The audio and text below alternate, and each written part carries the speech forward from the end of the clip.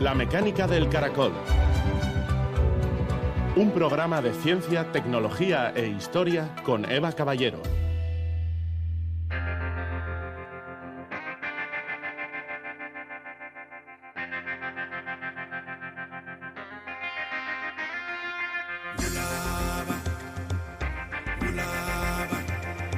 La sequía nos recuerda que aunque la tecnología puede resolver muchos problemas, aún dependemos de la naturaleza para sobrevivir. Peter Glake, hidrólogo.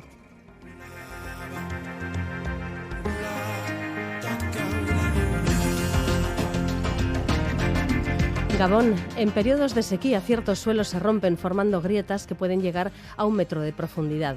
Este fenómeno, que se da sobre todo en suelos ricos en minerales arcillosos, se produce cuando la tierra se comprime al perder humedad.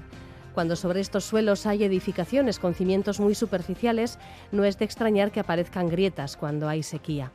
El geólogo Antonio Arechavala ha estudiado este fenómeno en la zona de Pamplona, donde se dan las condiciones para que la sequía provoque este tipo de grietas. Afortunadamente, las soluciones son bien conocidas. Antonio nos hablará también de otras dos cuestiones: del buen hacer de los constructores mayas, que diseñaron un mortero que ha dado estabilidad a edificios durante más de 1000 años, y del diseño de antiguas construcciones sismorresistentes en Chile y Perú, donde dieron con una solución basada en enterrar cantos rodados bajo los cimientos.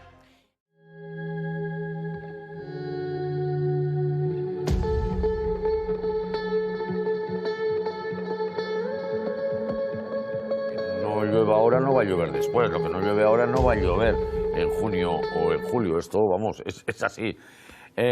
Antonio Arechavala, ahora, ¿qué tal, Antonio? Bienvenido a En Jaque. El otro día, hablando de la sequía, te escuché algo que me parecía muy interesante, que decías tú: hombre, otra vez van a volver a decir algo tan simple como con la cantidad de agua que desperdiciamos al mar por los ríos. Y esto, que parece una tontería, es verdad que subyace un pensamiento diciendo: no, más pantanos, más retener agua, más, en vez de buscar otro tipo de soluciones, ¿no?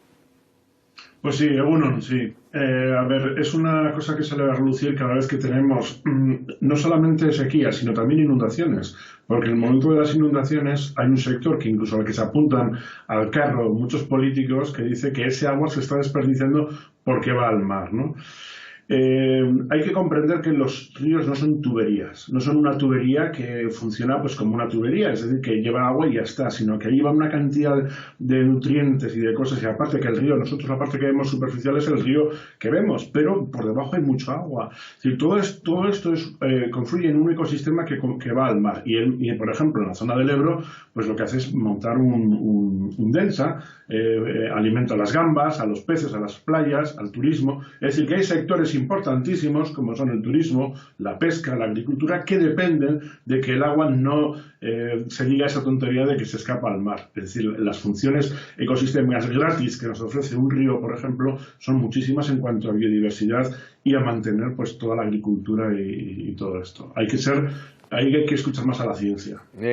Igual, Antonio, no hay un problema que esté tan diagnosticado, digamos, y además avanzado. Es decir, yo he empezado diciendo: mañana hay consejo extraordinario para tratar el asunto de la sequía. Claro, es que sabemos que va a haber un problema y sabemos dónde va a ser más grave, dónde menos, a quién va a afectar más. Sabemos que va a ser el sur de Euskal Herria, que no vamos a tener esos problemas en el norte o tan graves. En fin, lo que no sabemos es la solución.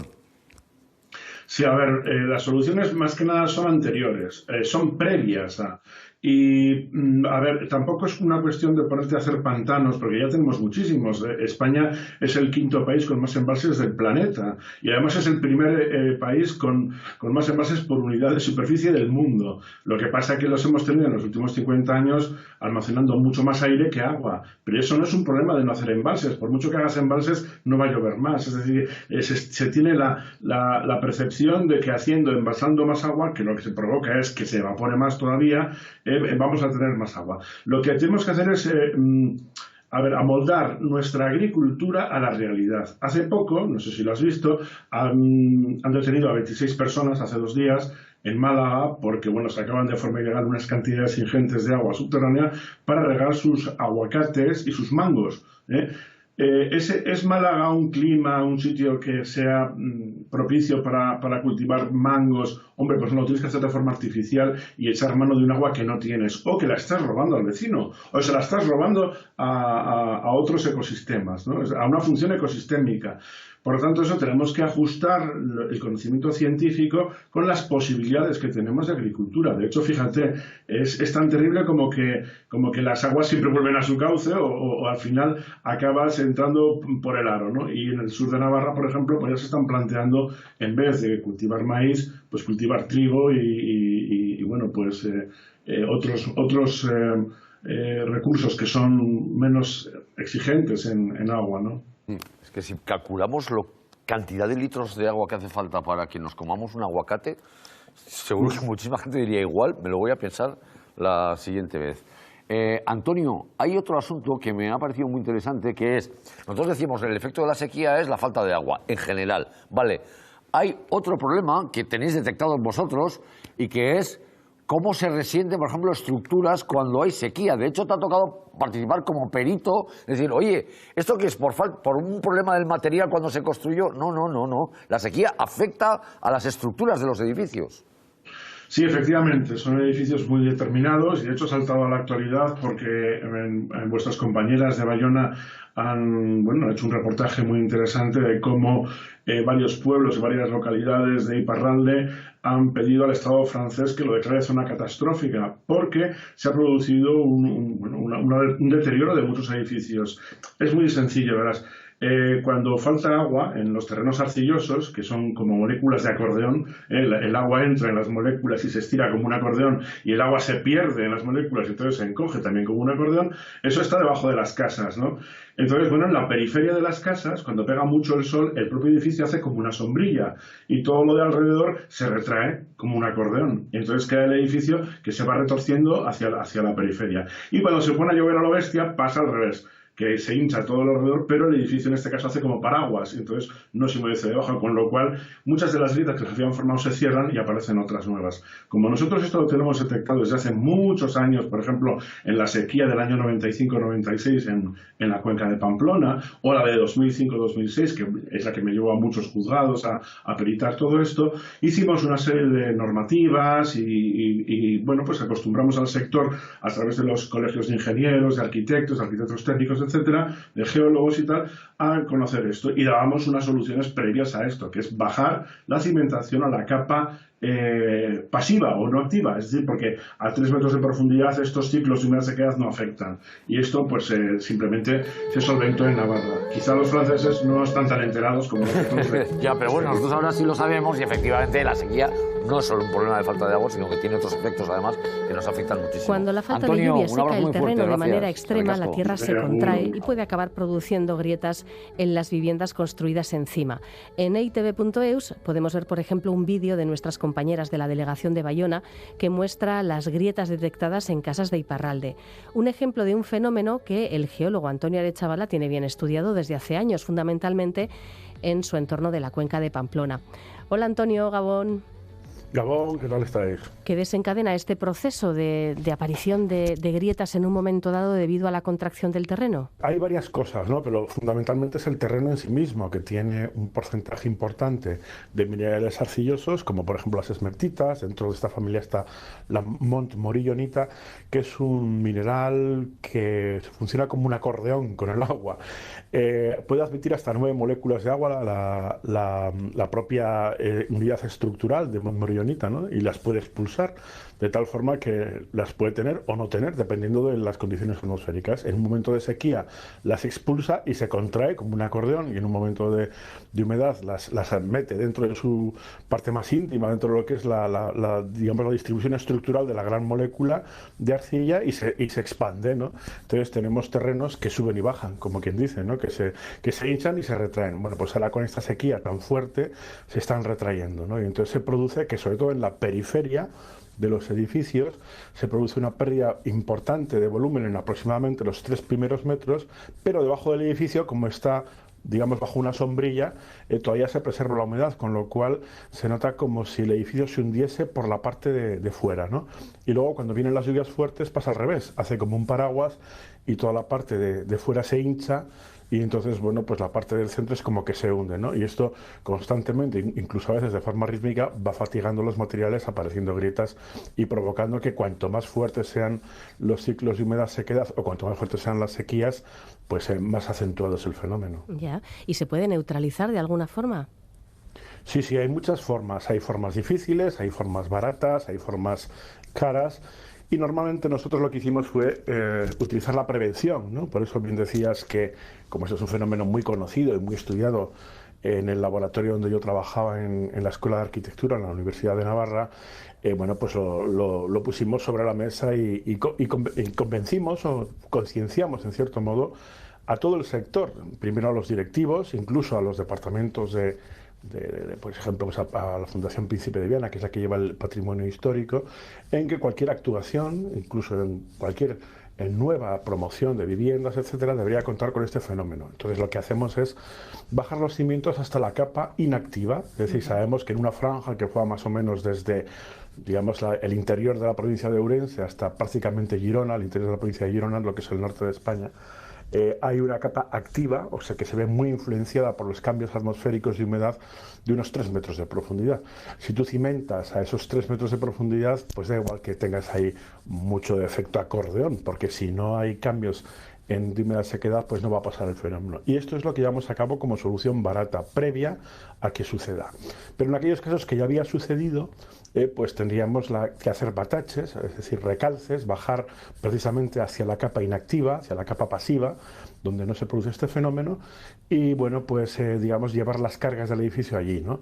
Esto que has comentado, que se ve de nuestras compañeras de Bayona, en eitb.eus, hemos visto que son edificaciones muy ligeras y, claro, con cimentaciones muy superficiales, entonces están sometidas a este efecto ola o, digamos, cíclico, ¿no? de humedad-sequedad, con lo cual es verdad que las personas que salen en los vídeos que distribuyó ayer el Teleberri, se ve perfectamente cómo, bueno, pues están asustadas porque tienen unas grietas enormes y hay un control de grietas. Bueno, pues incluso una persona dice que no va a poder estar regando todo el día. Es una señora que dice que me han dicho que riegue, y es verdad, una de las soluciones también es estar regando para que no se produzca este fenómeno de retracción, ¿no? Y esto se ha llevado a cabo en algunas ocasiones, pues recuerdo por ejemplo en la Barranca, cerca de Alsasu, en algunas zonas de Navarra se ha hecho. También en Álava conozco que se ha hecho, ¿no? Sí. Podemos cuantificar, o semi-cuantificar, mejor dicho, qué cantidad o qué porcentaje, ¿no? de terreno podría estar involucrado en ello, ¿no? Lo hacemos a través primero del control de la plasticidad, ¿no? de los materiales, con un ensayo muy típico del laboratorio que se llaman los límites de Atterberg, sabiendo, bueno, pues la cantidad de líquido que entraría o de agua que entraría para que esto empiece a comportarse como un líquido, ¿no? O también hay una forma de hacerlo muy rápida, que nada, en 2 horas tenemos el dato de si esto es hinchable o no, metiendo en un aparato que se llama aparato Lambe, que simplemente consiste en meter terreno, inundarlo y ver si empuja mucho. Y si empuja mucho, a partir de cierta cantidad de empuje, bueno, pues ya sabemos que este fenómeno está presente. Ya. Bueno, pues una explicación a unas grietas que han salido en viviendas, evidentemente, como lo comentabas, unifamiliares, de construcción ligera, que tienen una cimentación seguramente pues muchísimo más pequeña que cuando hablamos de un edificio que tiene ya varios pisos, claro. De manera que son lugares más vulnerables. Y nos quedamos además con esa cuestión, ¿no? Que son suelos que son ricos en minerales arcillosos, esos que funcionan, has dicho, como un acordeón, que es una analogía muy comprensible, ¿no? ¿Sabes qué pasa? Que muchas veces se ha confundido, bueno, de hecho han sido varias veces en que ha coincidido que este fenómeno de sequía se ha dado con terremotos importantes, o terremotos que han tenido pues una proyección importante en la prensa sobre todo, ¿no? Y cuando nos mandaban a estudiarlo, pues no sé si yo recuerdo, por ejemplo, en la iglesia de Noain, allí estaba el cura diciendo que bueno, que le habían salido unas grietas terribles por los terremotos que se habían dado en el año 2004, ¿no? Que tenían que ver con los de Itoiz. Y bueno, tenían una mezcla de esto que acabamos de contar, más unas obras que se habían hecho al lado, ¿no? Bueno, todo esto tuvimos que demostrarlo, por supuesto. Muchos de ellos acabaron en juicios. Y al final, bueno, pues el sector asume el tema de que la cuenca de Pamplona, especialmente la ciudad de Pamplona, toda la área metropolitana de Pamplona, está sobre terrenos que cumplen esto. Y te aseguro que después de haber hecho la labor que hicimos de pedagogía, ¿no?, a través de colegios profesionales, con los propios directivos de los departamentos de obras del Gobierno de Navarra, esto poco a poco se fue haciendo vox populi, digamos, ¿no?, se fue haciendo conocido y acabó pues en que todo el mundo tomaba medidas, ¿no?, tanto para la restauración del patrimonio histórico como para nueva vivienda. Ajá. Bueno, pues ya que mencionas la cuestión de los terremotos, vamos a dar un salto grande, porque nos vamos a ir al otro lado del charco, hasta la iglesia de San Francisco, situada en Santiago de Chile, una iglesia que a lo largo de sus más de 400 años de historia ha soportado terremotos de gran magnitud y ahí sigue, incólume. En la web sobre actualidad científica SINC han publicado un reportaje sobre construcciones históricas de Chile y Perú que presentan una gran resistencia sísmica. Es el caso de esta iglesia de San Francisco. Y en el reportaje cuentan, es muy interesante, cómo se ha descubierto que es un edificio que patina sobre cantos rodados depositados sueltos en la cimentación y que eso es lo que ha hecho que pueda resistir estos terremotos de gran magnitud. ¿Cómo es esto de que el edificio patina sobre cantos rodados? Bueno, vamos a ver, es que esta iglesia ha sido todo un misterio desde hace prácticamente 500 años, ¿no?, cuando se construyó, ¿no? Ha habido en este tiempo al menos 15 terremotos por encima de escala 7 y alguno muy fuerte, de 8 y pico. Ten en cuenta que la zona de Chile, sobre todo al sur, registra varios de los top 10 de los terremotos más importantes de la historia. Y además el primero, ¿no?, el de Valdivia de 1960. Bueno, ¿qué pasa con esta iglesia? Que hasta el momento pues los estudios llevaban a hacer, como siempre, una inspección de las estructuras, ¿no?, diciendo, qué maravilla de estructuras, que bien aguantan y tal, ¿no? Y se veía, por ejemplo, que había un emparrillado en los techos a base de unos artesonados mudéjares que eran heredados, por supuesto, de la cultura hispana, y que, se le achacaba la resistencia a estas cosas que además están muy bien decoradas y tal, ¿no? Pero con el tiempo se dieron cuenta que tampoco se explicaba el por qué había sido tan resistente cuando había habido terremotos que prácticamente toda la ciudad quedó arrasada, ¿no? Bueno, pues le achacaban también a que tenía unos muros muy gruesos de 1,7 metros, de casi 2 metros en algunas zonas de anchura, pero recientemente lo que se ha visto ha sido que al hacer unos sondeos se han encontrado una especie de gravas y una estructura muy curiosa, y es una especie de que, digamos que todo el edificio, toda la iglesia, todos estos muros tan grandes están cimentados sobre una especie de losas de piedra que tienen en la parte externa, pues están doblados hacia arriba, y dentro lo que llevan son cantos rodados de unos 30 centímetros, en algunos casos con arena, de tal forma que haría como una especie de soporte de ruedas, así podría deslizar o patinar, ¿no?, el edificio sobre ellas.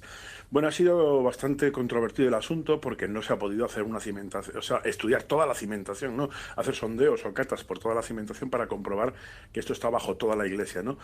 Pero bueno, desde luego lo que se ve aquí, que es muy interesante, es cómo la herencia de la construcción hispana que llegó a América se cruzó, ¿no?, con la herencia de la forma de construir precolombina, que conocía perfectamente el fenómeno de los terremotos constantes en la zona, ¿no? Y esta simbiosis pues dio lugar a un edificio pues que ha aguantado 15 grandes terremotos y ahí sigue en pie desde entonces. Y es verdad que se le ha caído la torre unas cuantas veces y ha habido que reconstruirla creo que 3 veces, pero bueno, en cualquier caso ha demostrado que es una solución muy buena, ¿no? Ajá. Ha habido más estudios también, pues dicen, bueno, ¿y esto de dónde viene? A ver si ya hay precedentes. Y sí se han encontrado precedentes de este sistema a través de una cosa que se llama shikras, ¿no?, que son la unión de cuerdas con piedras que se echaban debajo de algunos edificios. Incluso ahí se puede encontrar en Machu Picchu y en algunas otras zonas de Perú, ¿no?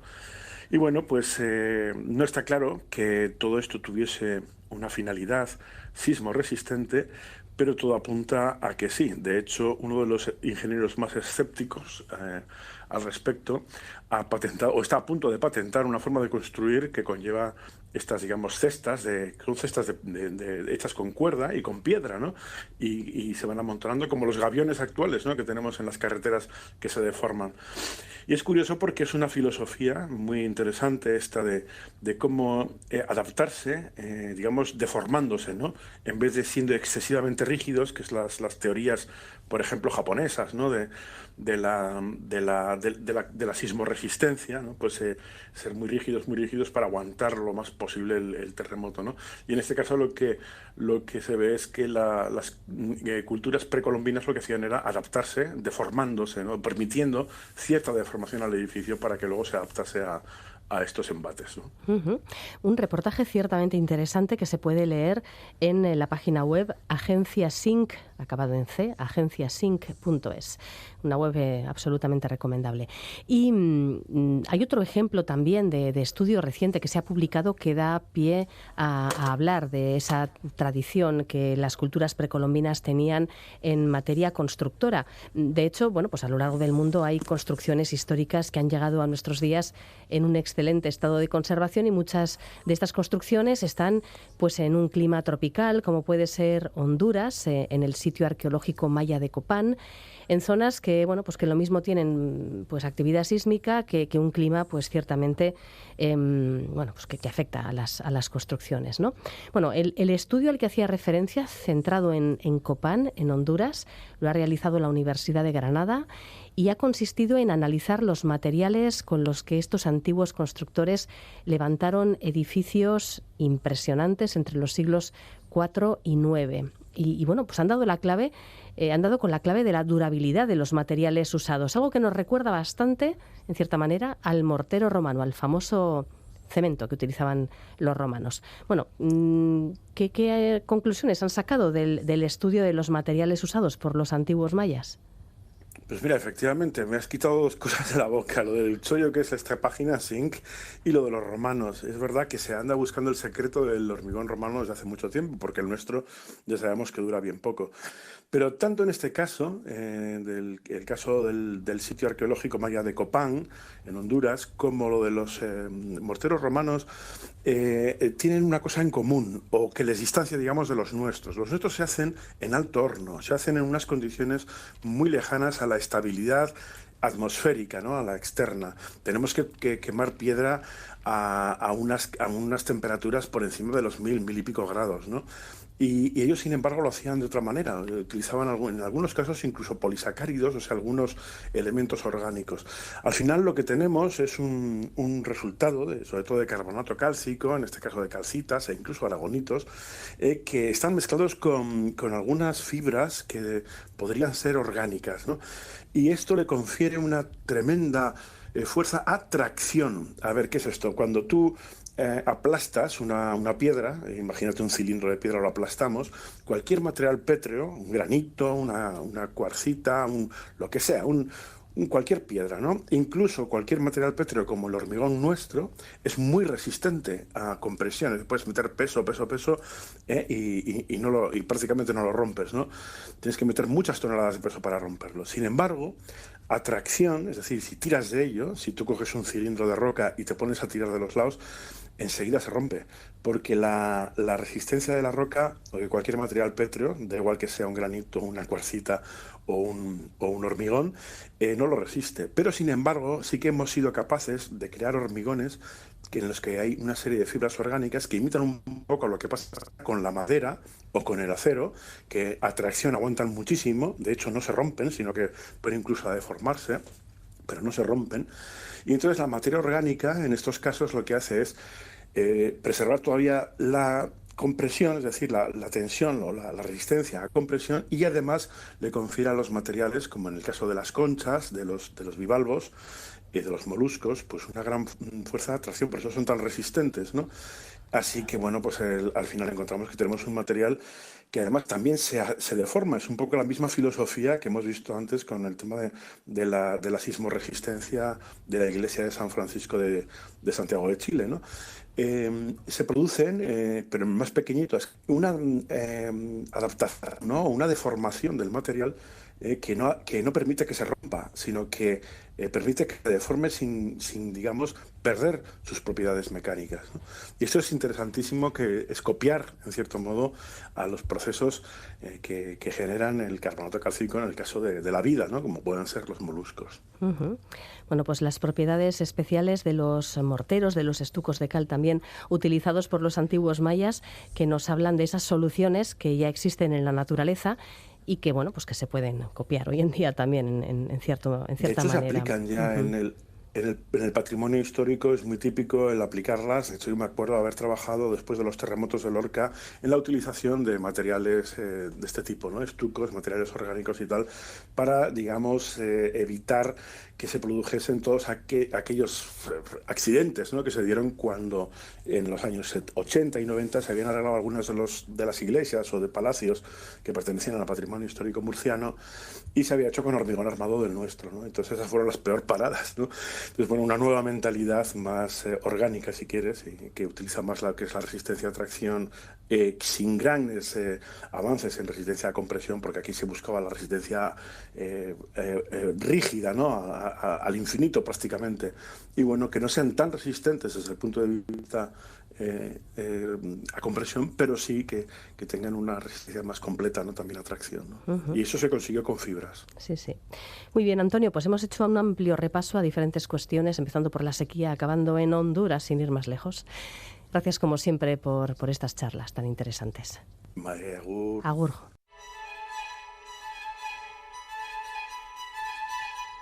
La mecánica del caracol. Ciencia para insomnes.